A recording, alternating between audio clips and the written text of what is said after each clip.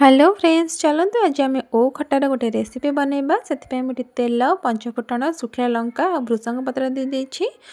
तापरे लुण हलदी दे सिझे रखि ओ को मुठी दे भाजी नहीं तापर टिके आंब कसिया अदा देदेवे बढ़िया फ्लेवर आसो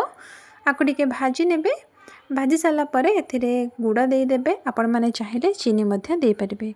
तापर आपको किसी समय पर मेल्ट हाँपाई रखिनेबा ये देखो गुड़टा भल भाव में मेल्ट हो जाइए तापर ये अल्प टिके पानी देदेबा आमर ओटा टिके सिझापी ये देखूँ ताको आम टिके घोरे नेबा ये आमर ओटा सिझी आसी रेड चिली पाउडर पकेबे आपन जदि चाहिए लुण पकई पारे जेहेतु मु ओरे लुण हलदी पकई आ पकोनी तापर एथिरे आम देदेबा कोरा नड़िया पकेले बढ़िया टेस्ट आसीबो थरे बनैकी देखंतु बढ़िया लागिबो शेष में आम जीरार गुंड टिके देदेबा खाइबे बहुत टेस्टी लागिबो।